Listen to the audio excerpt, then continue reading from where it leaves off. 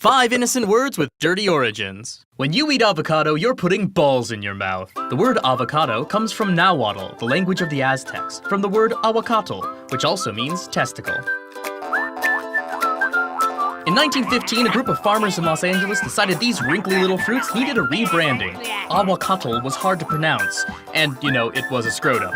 So aguacatl became avocado, and now your health-conscious friends don't need to think about how they're making testicle toast. The Nahuatl word for sauce, mole, also combines with aguacatl to make guacamole, which of course means that guacamole is literally ball sauce. Who wants to try my ball sauce? It's my special recipe. Porcelain. So smooth, so white, so much like a pig's vagina. Porcelain comes from the Italian word porcellana, meaning cowrie shell, so named because both are exceptionally smooth. But cowrie shells were called porcellana as a variation of the word porcella, meaning young sow.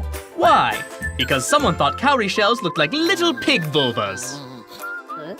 Which might make you less excited about eating off porcelain, and make certain compliments less romantic. You are so beautiful. You have skin like a pig's vagina.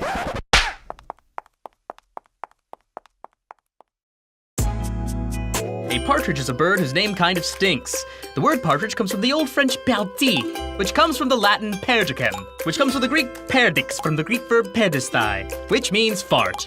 The partridge was given this name because people thought that the low, vibrating sound of a partridge flapping its wings sounded like a deep, sonorous fart. Did you hear that? The fart's getting away. Oh no, I wanted to eat that fart. Just something to think about next Christmas. On the first day of Christmas, why?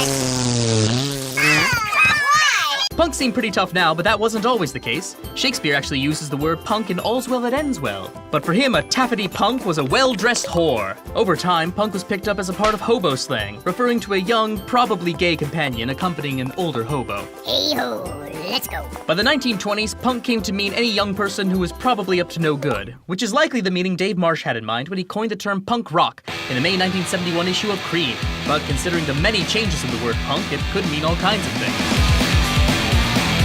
Mastodons. Giant, hairy elephants, and they've got a mouth full of boobs. The word mastodon comes from the Greek word mastos, meaning breast, and odont, meaning tooth, making a mastodon a breast tooth. Because the guy who first found a mastodon jaw noticed some conical bumps on the molars that he thought they look like nipples. Don't you think they look like nipples? Kinda. Nope, not at all. Yes, they do. Don't take this away from me. I'm so lonely.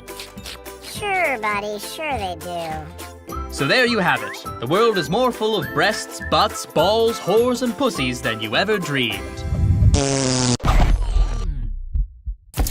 Hi, it's Mike Trapp from College Humor. If you want to subscribe, click here. If you want to watch more videos, click here. And if you want to investigate the spooky old McCreary house, even though your mom warned you not to, turn to page 87.